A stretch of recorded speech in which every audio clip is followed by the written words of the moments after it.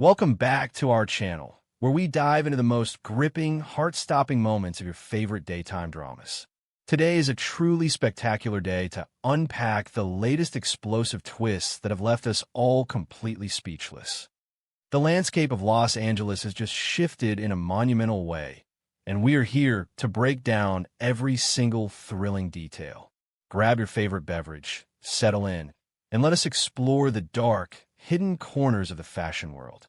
The atmosphere inside the glittering walls of Forrester Creations has always been a complex tapestry of ambition, betrayal, and high-stakes romance. But the recent events unfolding in the design office have plunged the narrative into an unprecedented realm of psychological terror. For days, Melissa Dillon has been trapped in a suffocating nightmare, plagued by a mysterious caller whose disguised voice and ominous threats of unfinished business have slowly chipped away at her sanity.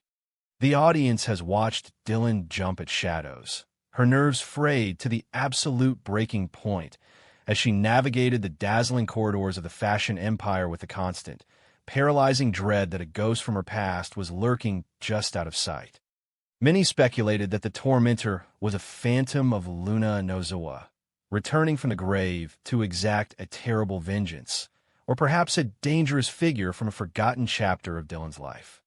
However, the truth that has just been dragged into the harsh, unforgiving light is far more sinister, far more intimate, and infinitely more devastating than anyone could have possibly imagined.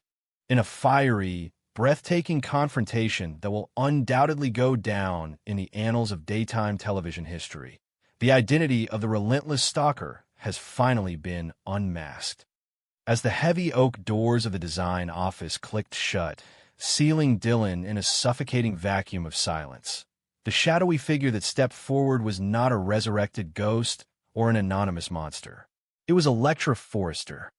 The sheer, unadulterated shock of this revelation sent shockwaves not only through Dillon, but through the very foundation of the Forrester legacy. Electra, the young woman who had been universally perceived as the sweet, innocent, and deeply wronged victim of her Aunt Ivy's manipulative schemes, completely shed her angelic facade in an instant. The transformation was nothing short of chilling.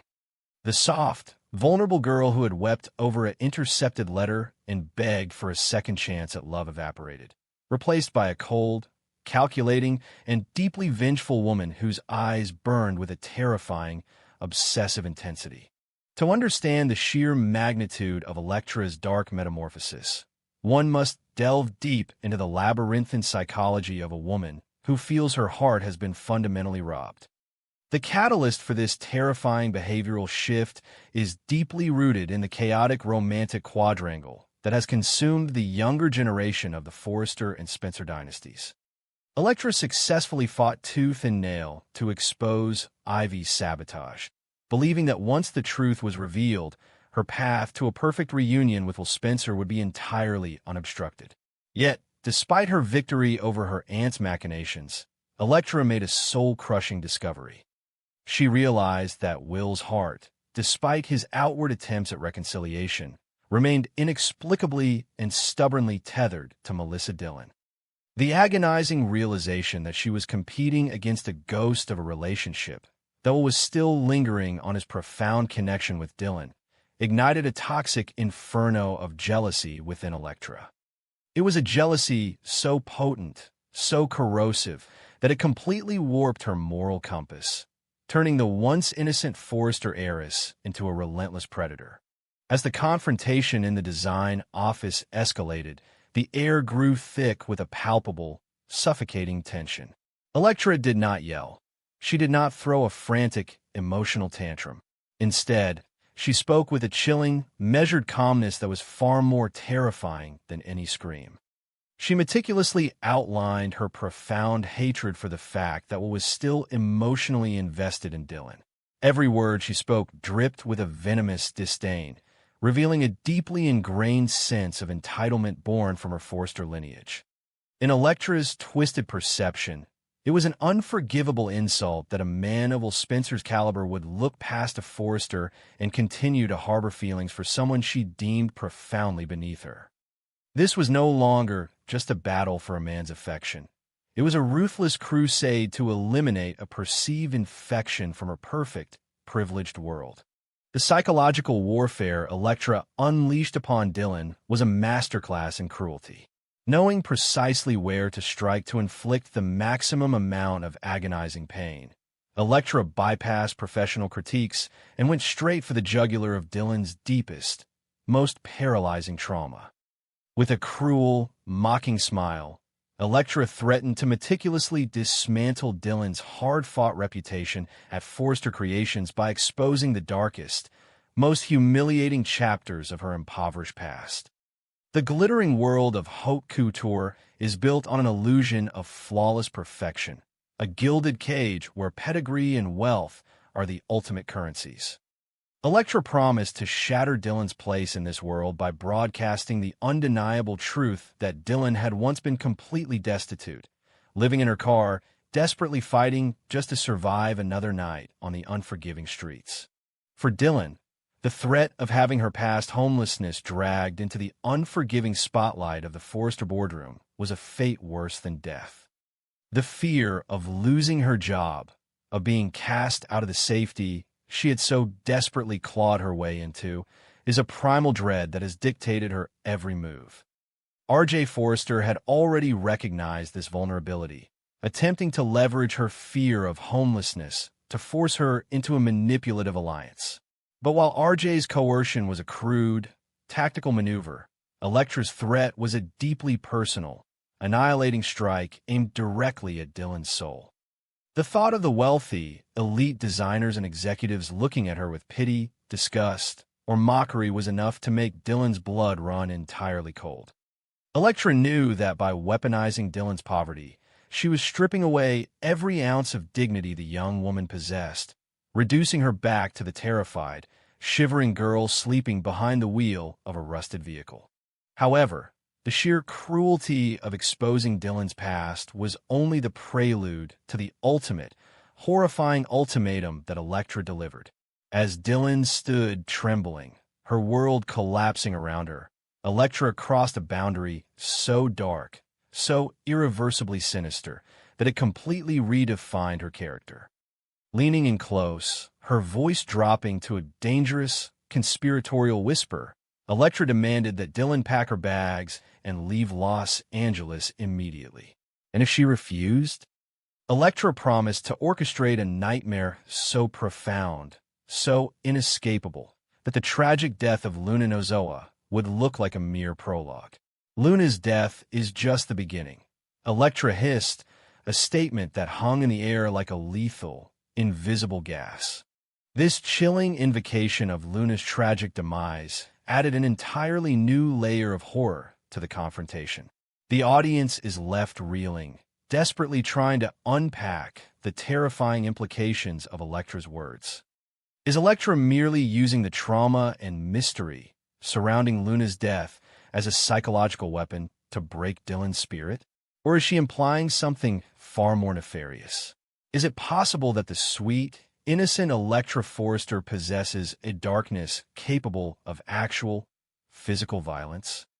By linking her impending vengeance to the ultimate tragedy of losing a life, Electra elevated herself from a jealous, scheming rival to a genuinely dangerous antagonist capable of orchestrating absolute ruin.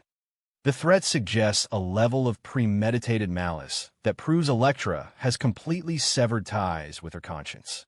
The visual poetry of this scene cannot be overstated. The design office, usually a sanctuary of creativity, vibrant fabrics, and brilliant sketches, was transformed into a claustrophobic interrogation room. The harsh, fluorescent lights cast long, distorted shadows across the room, perfectly mirroring the twisted nature of the interaction. Electra stood tall, her posture radiating the unyielding authority of her family name, her designer clothing acting as a suit of impenetrable armor. In stark contrast, Dylan appeared to physically shrink, the crushing weight of her past trauma and this new, unimaginable threat pressing down upon her shoulders. The stark dichotomy between the oppressor and the oppressed was a brilliant, devastating commentary on the inherent inequalities that run rampant through the glamorous world they inhabit. What makes this situation even more profoundly tragic is the sheer ignorance of the people surrounding them. Well, Spencer, currently grappling with his own conflicted heart, is entirely oblivious to the fact that the woman he is attempting to rebuild a relationship with has morphed into a ruthless predator. He sits in his beach house, perhaps staring at his phone, wondering how to navigate his lingering feelings for Dylan, completely unaware that Electra is actively terrorizing her in his name. The dramatic irony is thick and suffocating. If we were to discover the true nature of Electra's actions, the revelation would permanently destroy whatever fragile bond they have managed to salvage. Yet for now, Electra operates in the shadows, a wolf cloaked in the pristine, white wool of the Forrester legacy. Furthermore, the ripple effects of Electra's dark turn will inevitably crash against the shores of the entire Forrester family. Ridge Forrester and Steffi Forrester Finnegan have spent weeks dealing with corporate espionage, the battle for the co-CEO's seat, and the fallout of Ivy's manipulation. They have viewed Electra as a victim, a delicate flower needing protection from the harsh realities of the world. If they were to witness the venomous, calculated cruelty she just unleashed upon a vulnerable employee, it would shatter their perception of their own bloodline. Interestingly, the only person who might truly understand and perhaps even appreciate Electra's newfound ruthlessness is R.J. Forrester. R.J. has already demonstrated a willingness to exploit Dylan's fear of homelessness to achieve his goals. If R.J. and Electra were to realize that their dark, manipulative tendencies align, they could form an unholy alliance that would pose a catastrophic threat to anyone who stands in their way. For Melissa Dillon, the future has never looked more bleak, more terrifyingly uncertain. She is standing at the edge of an abyssal cliff, forced to make an impossible, life-altering choice. If she succumbs to Electra's tyrannical ultimatum and flees Los Angeles, she surrenders her career, her stability, and the only life she has managed to build from the ashes of her poverty. She would be forced back into the unforgiving wilderness, a tragic casualty of a billionaire heiress's jealous rage. However, if she chooses to stay and fight, she must face a monster who hides in plain sight, a woman who has explicitly promised to unleash a hellish nightmare upon her existence. Dylan is utterly, hopelessly cornered, trapped in a vice grip of psychological torment. This profound state of desperation is the exact crucible needed to push Dylan toward the unthinkable. It perfectly contextualizes why, in the coming days, she will be so incredibly vulnerable to the chaotic, life-altering offer presented by Daphne Rose Walton. When a person is drowning, suffocated by the crushing weight of a predator like Electra, they will reach for any lifeline, no matter how frayed or dangerous it may be. Daphne's proposition, whatever it entails, will no longer look like a risky gamble. It will look like the only remaining exit door in a burning building. Electra's ruthless blackmail has not just threatened Dylan's present, it has irrevocably altered her trajectory, forcing her down a dark, unpredictable path just to survive. As the dust settles on this explosive confrontation, one thing is absolutely certain. The innocence of youth has been violently extinguished within the halls of Forrester Creations. Electra Forrester has claimed her place among the great, manipulative villains of Los Angeles, driven by a toxic cocktail of entitlement, jealousy, and an unyielding desire for control. Melissa Dillon, the resilient survivor, now faces the greatest battle of her life, not against poverty or the elements, but against a privileged heiress wielding the sharpest, most devastating psychological weapons imaginable. The stage is set for a war of attrition, a battle where secrets are ammunition and the truth is the first casualty. We will be watching every single second of this breathtaking drama unfold, analyzing every micro-expression, every veiled threat, and every desperate move. The bold have become brutal, and the beautiful have revealed their terrifying hidden fangs. Welcome back to our channel. your premier destination for the deepest dives into the glamorous and treacherous world of Los Angeles fashion. Today is a thrilling day to unpack the latest, jaw-dropping twists that are shaking the very foundations of Forrester Creations. Grab your favorite beverage, settle in, and let us unravel the tangled web of secrets, lies, and dangerous obsessions. The legacy of Forrester Creations has always been built upon a foundation of breathtaking glamour. But beneath the shimmering surface of haute couture lies a dark, intricate labyrinth of psychological warfare, ruthless ambition, and devastating betrayals. The halls of this legendary fashion house have witnessed countless power struggles, but the current generation is proving to be far more dangerous, calculating, and morally compromised than anyone could have ever anticipated. The pristine glass walls of the executive suites are no longer just reflecting the latest design trends. They're mirroring the darkest, most twisted facets of human nature as a terrifying new conspiracy begins to unfold in plain sight. At the absolute epicenter of this brewing storm is Melissa Dillon, a young woman who has fought tooth and nail to secure her rightful place in the unforgiving, hyper-competitive world of Los Angeles fashion. Dillon's journey has been one of profound resilience, having clawed her way out of the terrifying abyss of poverty and the ever-present threat of homelessness. Forrester Creations was not merely a job for her. It was a sanctuary, a lifeline, and a definitive escape from a past that constantly threatened to pull her under. However, that hard-won sanctuary has recently been invaded by an unseen, malevolent force, transforming her dream career into a waking nightmare of paranoia and dread. For weeks, a suffocating shadow has been creeping over Dillon's fragile stability. The anonymous, threatening messages began as a mere nuisance, a faint whisper of malice in the digital void, but they rapidly escalated into a campaign of sheer psychological terror. The disguised voice on the phone, the cryptic warnings of unfinished business, and the terrifying jump scares have systematically dismantled her sense of safety. Every time her phone illuminates with a new notification, Dillon's heart plummets into her stomach, her mind racing with horrifying possibilities about who from her past, or present, is hunting her with such relentless cruelty. Enter R.J. Forrester. As the golden son of Ridge Forrester and Brooke Logan, R.J. has historically projected an aura of nobility, artistic integrity, and moral superiority. He has positioned himself as the ultimate protector, the good guy who stands in stark contrast to the aggressive, unpredictable nature of his rivals. Driven by a complex, volatile cocktail of jealousy, fierce protectiveness, and a burning, unspoken desire to outmaneuver Will Spencer for Electra's affections, R.J. takes it upon himself to play the hero. He quietly initiates his own investigation, determined to utilize his resources to uncover the true identity of the mysterious stalker tormenting the vulnerable designer. The revelation, when it finally materializes, is a seismic, paradigm-shifting shock that shatters R.J.'s understanding of the people around him and the very nature of the woman he desires. As he meticulously traces the digital footprints, bypassing burner phones and masked IP addresses, the trail does not lead to a vengeful ghost from Dillon's impoverished past, nor does it point to a random, deranged fanatic. The undeniable, horrifying truth stares back at him from the glowing screen. The architect of Melissa Dillon's relentless psychological torture is none other than Electra Forrester.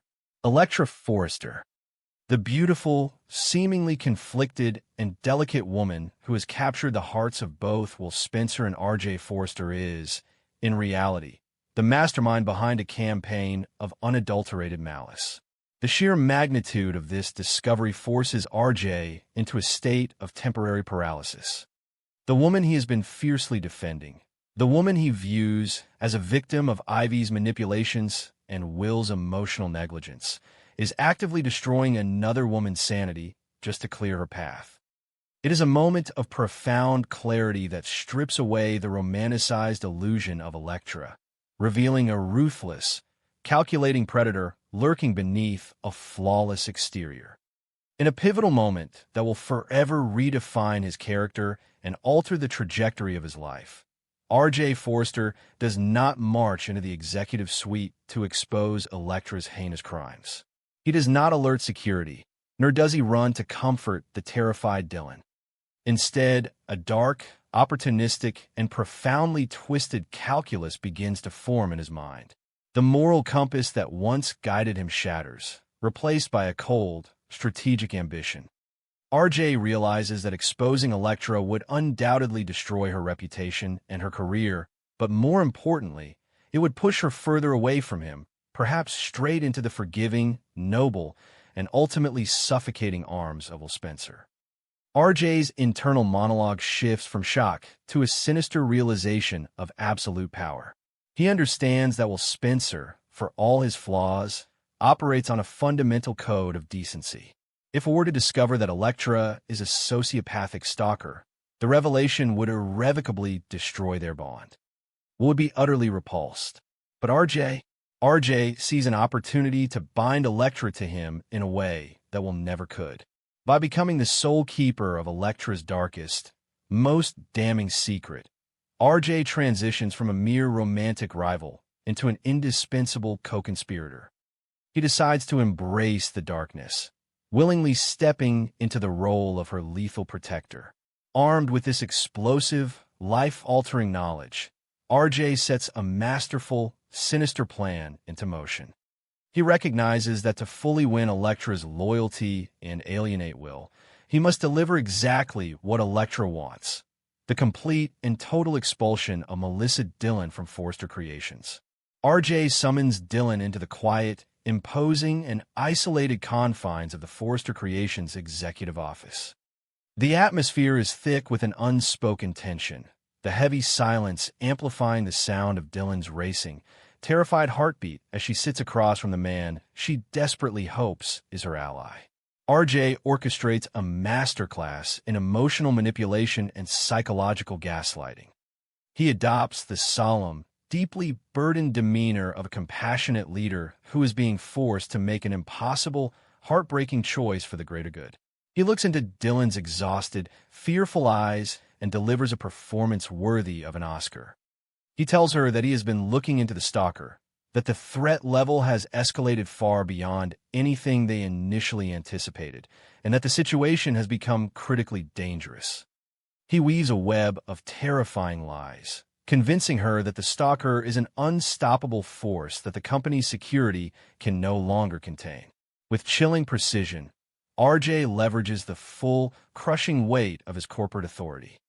He frames her immediate termination not as a punitive measure, nor as a professional failure, but as a desperate, necessary, and ultimately loving act to save her life.